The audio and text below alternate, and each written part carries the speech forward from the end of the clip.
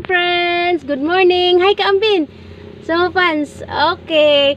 Ano nga ang lesson natin ngayon lang ga? Sounds of animals. Okay. Okay, start tayo lang ga, okay?